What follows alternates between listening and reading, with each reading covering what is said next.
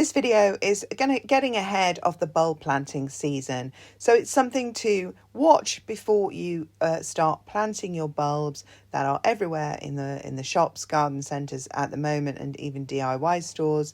And they'll be the first thing when you go on a gardening website. They'll be the first thing that comes up because that's what everybody's buying now.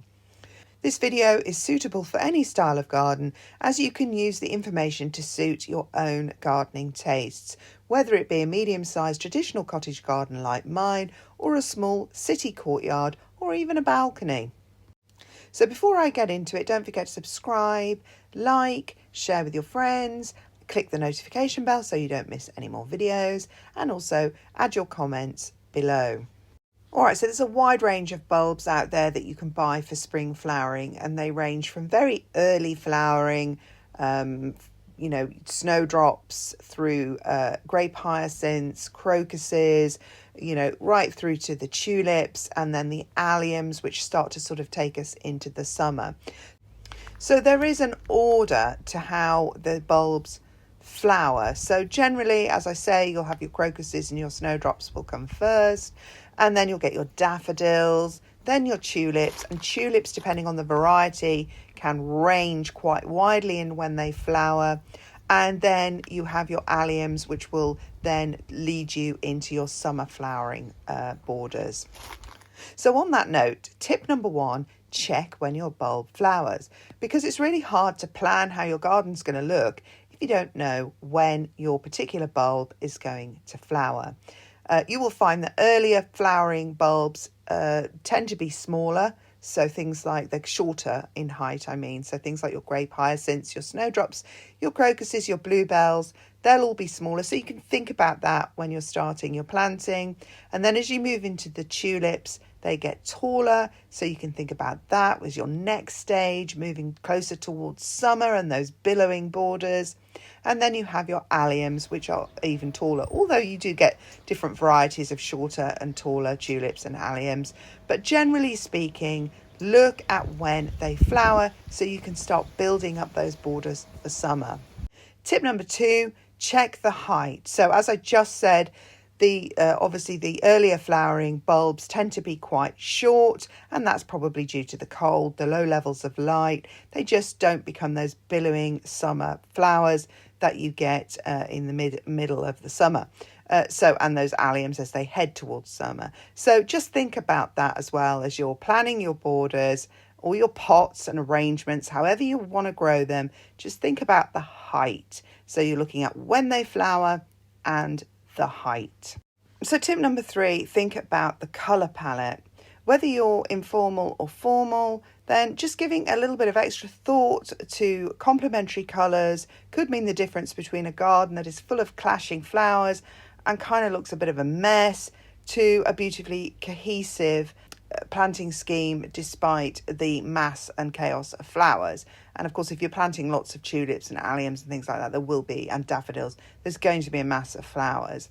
Clashing colours can be beautiful, and I will follow up on that in the next tip.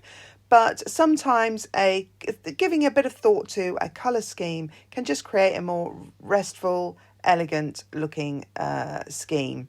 So right, tip number 4 is if you have just bought all those different clashing colours and everything, you think, oh, why did I do that? Because you're an impulse buyer like me, then don't despair. That's fine. What you can do is, and what I like to do, especially with new bulbs, for actually a variety of reasons, I like to start them off in pots. Now, the reason for that is, 1, you can arrange them to suit you. So in the spring, you may not have a full garden yet. You may have just moved in or something, or you've only just started to put your mind onto the garden. And in the winter, you're really only looking out the window, maybe. You're not out there all the time like I am. So what you want to do is you want to have your pots arranged, your tulips, your bulbs, your daffodils arranged where you can just see them from the house, out the window, just to give you the impression that the garden is full and that spring is on its way. And of course, if you have a balcony, same, and a small courtyard garden, the same. You just want to be able to look out the window on a rainy day and see those signs of spring. Or when you're washing the dishes, you want to see those pots, you know, full of spring flowers. And that's why I say plant them in pots.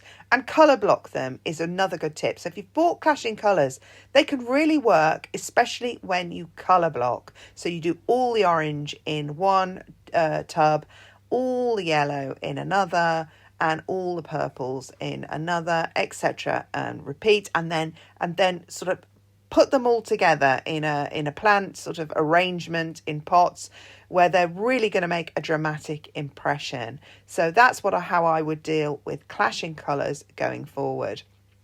So don't despair if you've had Clashing Colours, just plant them in pots.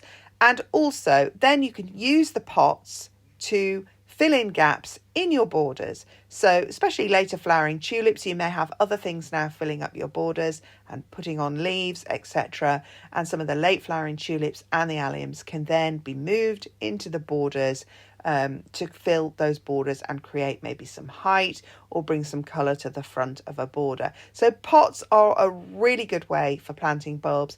And a final reason I do plant in pots is because I am concerned about some of the pesticides and chemicals that are used on especially the Dutch cultivated bulbs, and so therefore I want to contain any of that poison in pots for a good 1 to 2 years before those plants go out into my soil.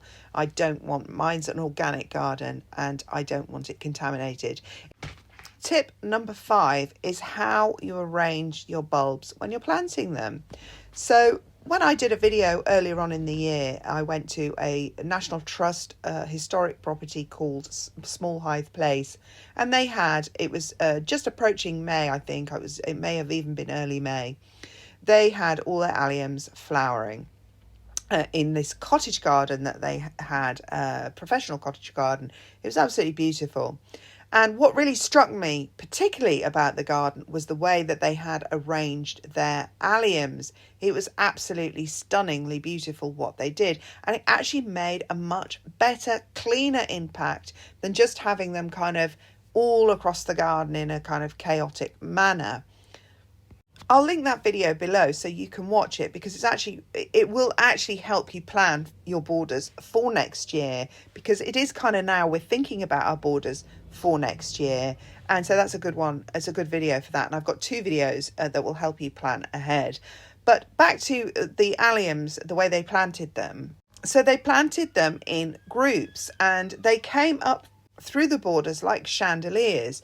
They also planted white ones, which I don't actually have this year, so I'm kind of a bit gutted that I didn't manage to get hold of any really tall white ones. And they came right up through the borders, because if you remember, borders earlier on in the year are going to be shorter generally than borders in late summer, where everything gets much more blousy and fills out much more. So the alliums came up, and all it did was just reminded me of upside down chandeliers, sort of poking out, coming out, and they provided that sort of stately kind of structure to the borders. So it's very difficult, obviously, especially if you're doing a cottage garden, to make it look sort of cohesive. It can be quite chaotic, but when you have these kind of like structures in between that the eye can make sense of, then that sort of transfers to the whole garden. The whole garden suddenly makes sense, if you know what I mean. I don't really know how to explain that, but anyway, so they had these clumps. They planted the bulbs, obviously maybe in a circle, tightly together, and then the heads of the alliums just came up in this kind of circular clump above the borders. It looked really striking. I very much liked it. The other thing they also did was they used the alliums, which they planted in a line alongside of a barn. Now their barn was beautiful anyway, so it didn't exactly need tarting up in that sense, but I was thinking, if you have a domestic garden, you have a shed or a garage, and you're trying to sort of have a more natural feel in your garden, then this was a really good effect. It's also great actually if you're going to have a wedding on a plot of land or something like that. They basically planted these white alliums up against a dark barn, which was painted dark, And so when the alliums grew up against the side of the barn, it just looked like bunting along the side of the barn. It was absolutely beautiful the way these allium heads bobbed along against this dark background. So if you are going to do that, you're going to need to think about obviously the colour of the background versus the whatever you're planting in front of it to create that effect. And that's the same actually when you're planting in the borders. Think about the colour of the background that you're planting your bulbs against. Obviously, planting white alliums against a white fence or a white house is just not going to have such a beautiful effect. You might want to turn to the blue or purple alliums for that. So just think about your background as well. So that was top tip number 6, which I wasn't even thinking about, but background. Think about your background when you're planting those colours. But yes, that's it. I don't want to waffle on forever. That's long enough. All right, there's just a few tips that I've kind of learned as I've gone along planting bulbs over the years. So hopefully that will help you as well. Thanks for watching. See you again in my next video. Bye.